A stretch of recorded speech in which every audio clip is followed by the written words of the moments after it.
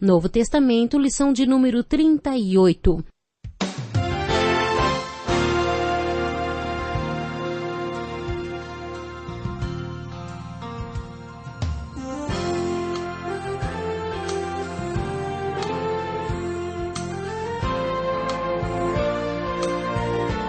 Vivemos em um mundo onde a onda de terror e desastres tentam roubar a nossa paz, onde o mal sempre está tentando prevalecer. Mas vemos pela palavra de Deus desde o Antigo Testamento que o cuidado de Deus para com aqueles que o temem e o buscam é muito real e permanente. Fique atento a mais um programa Encontro com a Palavra. Aqui apresentamos a palavra de Deus como resposta a todas as mais difíceis questões da vida. Agora com você, Pastor Edson Bruno.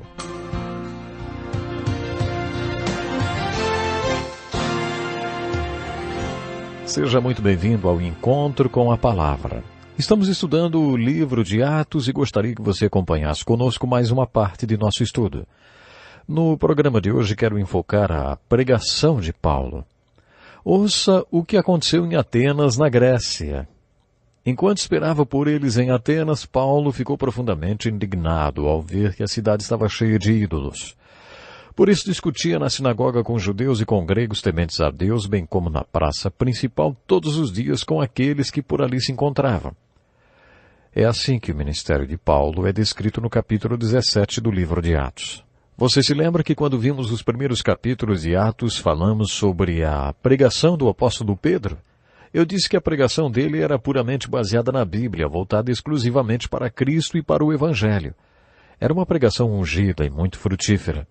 Além disso, era uma mensagem que levava as pessoas a tomarem uma decisão. Pedro sempre acaba dizendo para as pessoas o que elas deveriam fazer para serem salvas. O capítulo 17 do livro de Atos relata um dos sermões mais importantes de Paulo, conhecido por muitos como o Sermão do Deus Desconhecido. A Bíblia relata que quando estava em Atenas, Paulo ficou profundamente indignado ao ver que a cidade estava cheia de ídolos. Os estudiosos dizem que no tempo de Paulo era mais fácil encontrar ídolos do que pessoas nas ruas de Atenas. Tamanha idolatria. Paulo ficou perturbado e incomodado ao ver que o povo era tão supersticioso e idólatra e que jamais chegaria a conhecer Deus através daqueles ídolos. Toda a sua inquietação de missionário o levou a tomar 3 atitudes. Se houvesse uma sinagoga, a primeira coisa que Paulo faria seria anunciar aos rabinos que Jesus era o Cristo Messias. Ele próprio era um rabino e tinha as credenciais para isso. Depois ele iria anunciar aos gentios que Jesus é o Cristo e o Messias. Essa seria a estratégia de Paulo, primeiro os judeus e depois também os gregos. Mesmo tendo chamado para pregar aos não-judeus, Paulo tinha esta inquietação para falar primeiro para os judeus. Depois ele foi para as praças e todo dia discutia com aqueles que lá estavam. Os atenienses gastavam seu tempo apenas conversando, falando ou ouvindo. Os gregos foram grandes filósofos e adoravam debater e discutir conceitos intelectuais. Eles queriam sempre ouvir algo novo. Os filósofos agnósticos diziam, eu não sei, você não sabe, ninguém sabe, mas discutir sobre isso é inteligente. Em Atenas, os filósofos adoravam pensar assim. Paulo discutia e debatia com aqueles filósofos nas praças da cidade. Ele deve ter impressionado porque até os homens de negócios, os líderes políticos e as pessoas ricas reuniram-se para discutir com Paulo. Essa foi a estratégia de Paulo na cidade de Atenas. Primeiro ele foi a uma sinagoga, depois às praças, interagir com os líderes. Mais tarde, Paulo foi convidado a falar num lugar chamado Areópago. O Areópago era um lugar para o qual só pessoas importantes eram convidadas a debater. Era uma espécie de tribunal de Atenas. Ser convidado para falar no Areópago era uma grande honra. Existe muita controvérsia sobre o sermão de Paulo desta ocasião. Ele iniciou assim o sermão. Atenienses, vejo que em todos os aspectos vocês são muito religiosos, pois andando pela cidade, observei cuidadosamente seus objetos de culto e encontrei até um altar com esta inscrição, ao Deus desconhecido. Ora, o que vocês adoram, apesar de não conhecerem, eu lhes anuncio. Que abordagem inteligente, você não acha? É verdade, Podemos ser muito religiosos sem, na verdade, conhecer o Deus vivo e verdadeiro. Existe uma diferença entre ser religioso e ser nascido de novo, ser espiritual. Paulo elogiou os atenienses por serem religiosos e falou de todos os deuses que eles adoravam e daquele cuja inscrição dizia ao Deus desconhecido. Isso queria dizer que entre todos aqueles deuses que eles adoravam, eles não conheciam. Era esse o Deus sobre o qual Paulo iria pregar, o Deus desconhecido. Paulo foi realmente muito inteligente. Soube aproveitar muito bem esta oportunidade. Paulo começou a pregar dizendo que o Deus que criou os céus e a terra e que também nos criou, não poderia ser reproduzido em prata, ouro ou pedra. Durante o sermão, Paulo fez citações dos poetas deles, porque até eles afirmavam que somos feitura de Deus. Paulo argumentou que se somos criados por Deus, como poderia Deus ser reproduzido em pedra, prata ou ouro por nós? Ele citou os filósofos gregos e no final pregou o Evangelho mencionando a morte e a ressurreição de Jesus Cristo. Esses dois pontos sempre fizeram parte de sua pregação. Cristo morreu pelos nossos pecados, de acordo com as Escrituras, e foi sepultado, e ressuscitou no terceiro dia, de acordo com as Escrituras. Esse sempre foi o teor das pregações de Paulo. Depois que ouviram sobre a ressurreição dos mortos, alguns deles zombaram e outros disseram: a esse respeito nós o ouviremos outra vez. Com isso, Paulo retirou-se do meio deles. Alguns homens juntaram-se a ele e creram. Entre eles estava Dionísio, membro do Areópago, e também uma mulher chamada Damaris, e outros com eles. A controvérsia a respeito deste sermão é que alguns dizem que Paulo sucumbiu às pressões de todo prestígio no Areópago. A cultura helenista grega era muito importante e de alto nível intelectual. Os grandes filósofos e pensadores eram gregos, e alguns acreditam que, quando Paulo pregou no Areópago, não aguentou a pressão que toda aquela situação lhe impunha e começou a citar os filósofos e poetas deles. No final, quando acabou seu sermão pregando o Evangelho, o resultado foi praticamente insignificante. Não existem dados que indicam que depois que saiu dali Paulo tenha escrito alguma carta para os atenienses, nem que alguma igreja tenha surgido naquela região como resultado desse trabalho missionário de Paulo. Por isso, alguns estudiosos dizem que Paulo não agiu como deveria na cidade de Atenas. Outros dizem que ele não errou. Eu não acho que ele tenha errado em Atenas. Mas, com toda certeza, ele desenvolveu um pouco mais em sua filosofia de pregação por causa daquela experiência. Fato é que ele aproveitou muito bem aquela oportunidade para apresentar Jesus. O livro de Atos nos retrata um panorama do contexto histórico para todas as epístolas de Paulo que estudaremos depois que encerrarmos o estudo do livro de Atos. Quando estávamos estudando o Velho Testamento, eu disse que os livros históricos retratavam o contexto histórico para que pudéssemos entender os profetas. Por exemplo, os livros de Samuel nos ajudam a compreender melhor os Salmos de Davi. O mesmo princípio se aplica ao Novo Testamento. O livro de Atos retrata o contexto histórico para que possamos entender as cartas de Paulo. Um exemplo disso está nos capítulos 17 e 18 de Atos, que descrevem o ministério de Paulo em Atenas e em Coríntios. De acordo com o livro de Atos, depois que saiu de Atenas, Paulo foi para Coríntios e depois de ministrar nessa cidade, Paulo teve mais uma experiência pentecostal.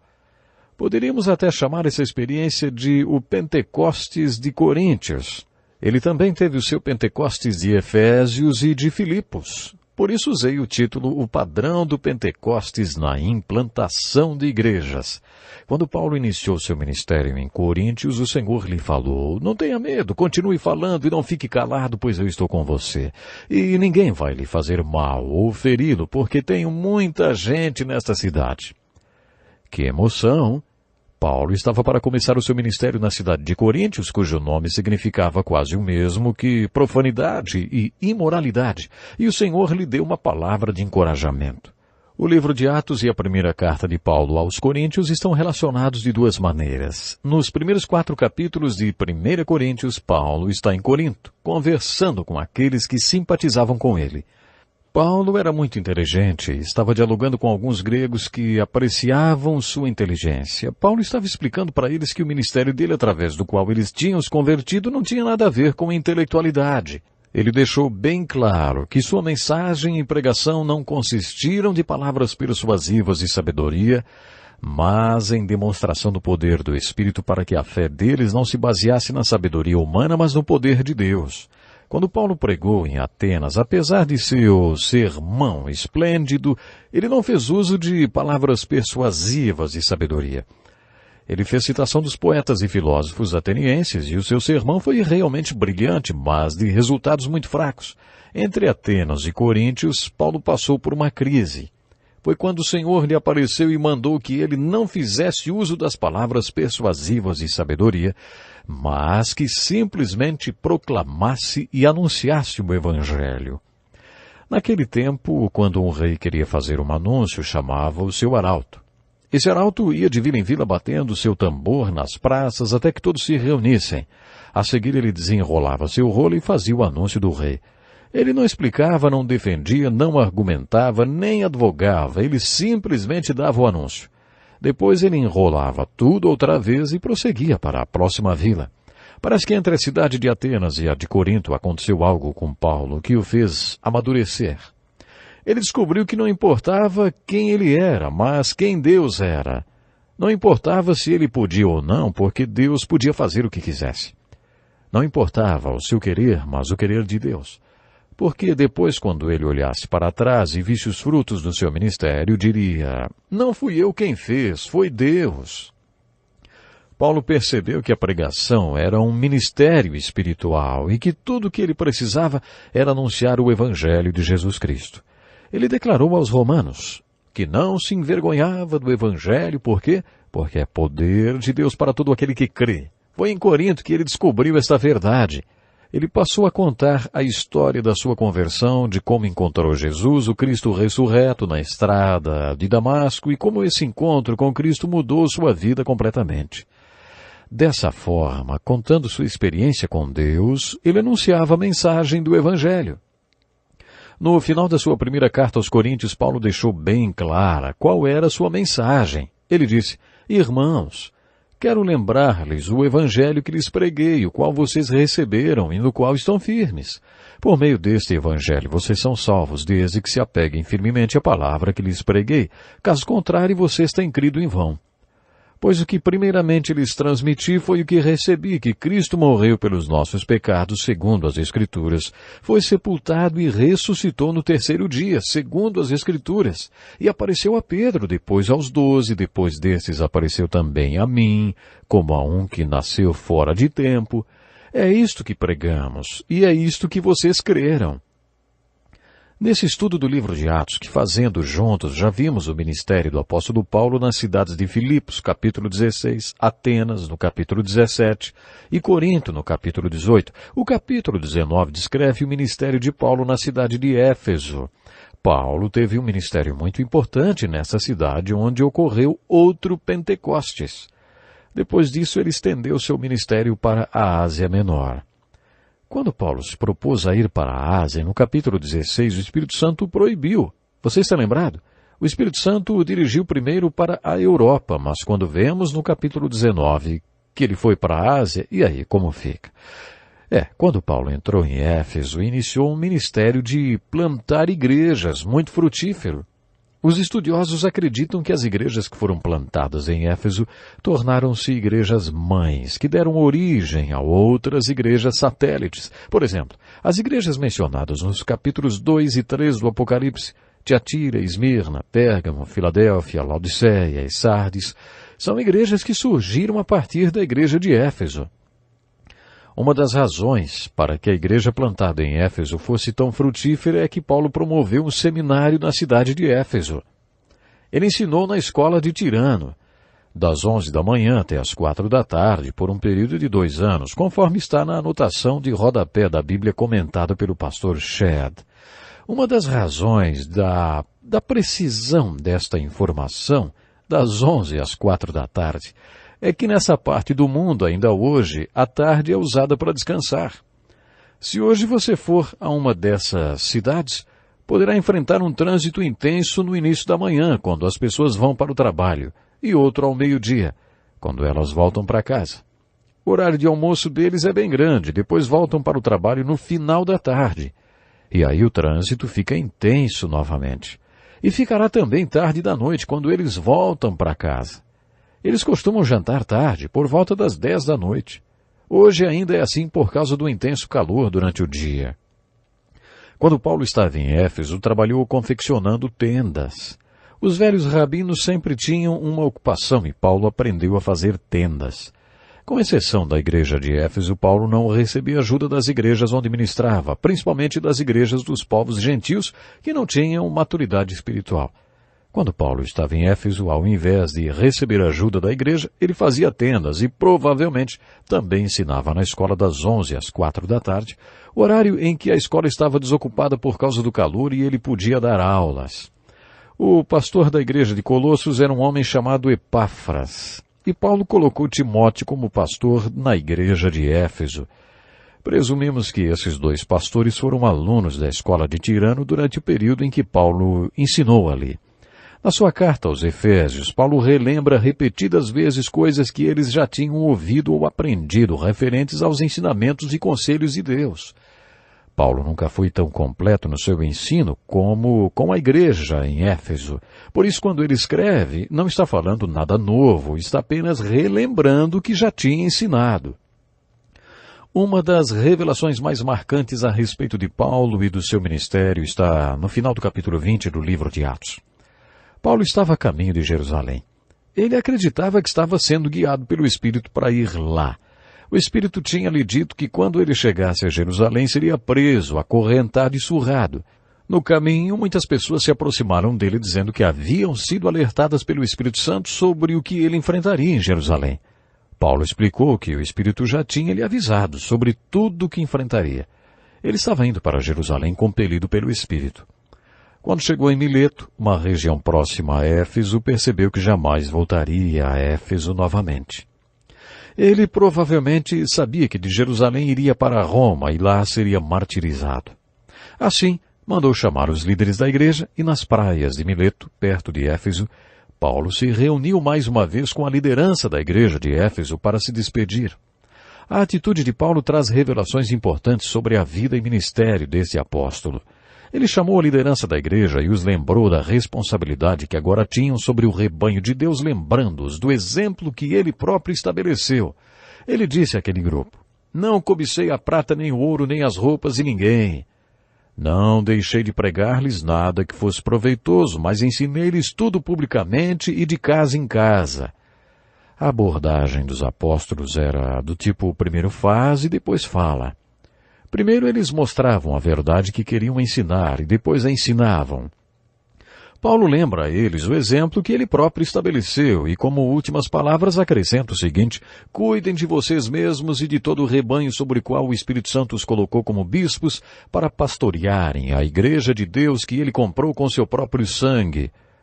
Paulo passou para a liderança de Éfeso uma grande incumbência e acrescentou: "Lembrem-se de que durante 3 anos jamais cessei de advertir cada um de vocês disso noite e dia com lágrimas." Isso nos revela que Paulo pregava o evangelho de salvação e arrependimento. Ele acreditava que o evangelho de salvação podia salvá-los do destino para o qual eles estavam indo, direto para o inferno. Paulo também cria que o Evangelho podia salvá-los daquilo que eles poderiam fazer e daquilo que eles eram. Ele pregava sobre a retribuição eterna com lágrimas. Paulo alertou a todos, dia e noite com lágrimas, durante o período de 3 anos na cidade de Éfeso. Quando ele disse que os ensinou publicamente, de casa em casa, ele não estava dizendo que visitou casas uma a uma. Ele estava se referindo a igrejas nos lares, como aquela que se reunia na casa de Lídia no capítulo 16. Quando Paulo escreveu a Filemon, também fez menção à igreja que se reunia na casa dele. No Novo Testamento, Paulo fala sobre a igreja que se reunia nos lares 8 vezes. Hoje existe um movimento mundial que promove a reunião da igreja nos lares. A maior igreja do mundo hoje é a igreja de Seul, na Coreia. A igreja de Seul possui mais de 500 mil pessoas e o seu segredo é o que chamamos hoje de grupos nos lares ou grupo de células. O movimento da igreja nos lares ou o movimento da igreja em células. A igreja em células foi o que fez a igreja de Seul, na Coreia, ser a maior igreja do mundo. Tudo aconteceu conforme eu entendo, porque o pastor estava doente demais para fazer tudo sozinho. Ele não podia ser aquele super pastor para a sua igreja. Por isso, delegou a responsabilidade do rebanho para outras pessoas, para os vários líderes. Às quartas-feiras, ele se reunia com os 24 mil líderes e passava para eles a estratégia da igreja. Esses líderes passavam a estratégia para suas igrejas nos lares, as células. No domingo, todos se reuniam no grande templo.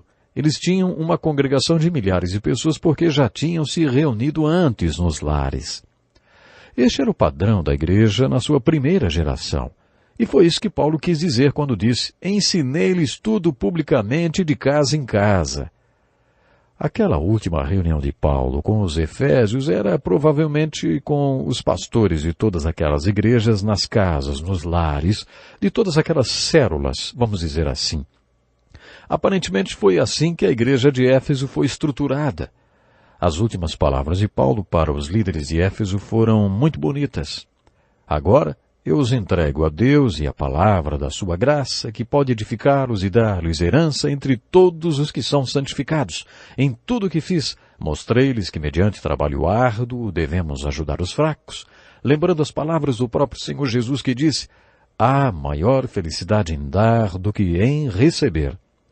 Como já mencionamos, Paulo trabalhou em Éfeso fabricando tendas e não aceitou nenhum tostão de ninguém.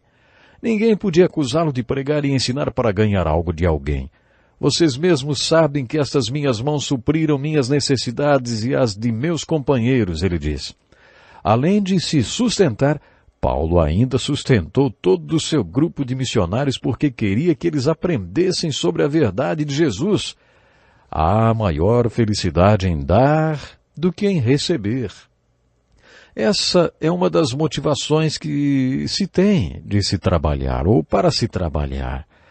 Se você trabalha duro e ganha o seu dinheiro, você tem algo para dar e pode aprender que é mais abençoado aquele que dá do que o que recebe. Lemos nesse texto de Atos que Paulo disse aos líderes efésios que não os veria mais. Todos choraram muito e, abraçando-o, o beijaram. O que mais os entristeceu foi a declaração de que nunca mais veriam a sua face. Então o acompanharam até o navio. Assim está escrito. Sabe, essa cena nos revela uma característica muito bonita do ministério do apóstolo Paulo e também da verdadeira koinonia, ou comunhão, que existiu na primeira geração das igrejas do Novo Testamento. Infelizmente eu tenho que encerrar o programa de hoje. Mas antes, deixo como desafio as palavras de Paulo. Agora, eu os entrego a Deus e a palavra da sua graça, que pode edificá-los e dar-lhes herança entre todos os que são santificados. Que a graça do Senhor esteja sobre você e o faça crescer. Escreva-nos. Gostaríamos de saber se você está crescendo na sua fé. Você tem alguma dúvida que gostaria que respondêssemos? Então nos escreva hoje mesmo. Muito obrigado por sua atenção. Esperamos sinceramente por você para o próximo encontro com a palavra. Eu espero que você possa realmente estar crescendo dia após dia, aprendendo com o nosso encontro com a palavra. Deus lhe abençoe até lá. Que lição importantíssima. Obrigado, pastor Edson Bruno. Prezado ouvinte, coloque em prática o que você ouviu aqui.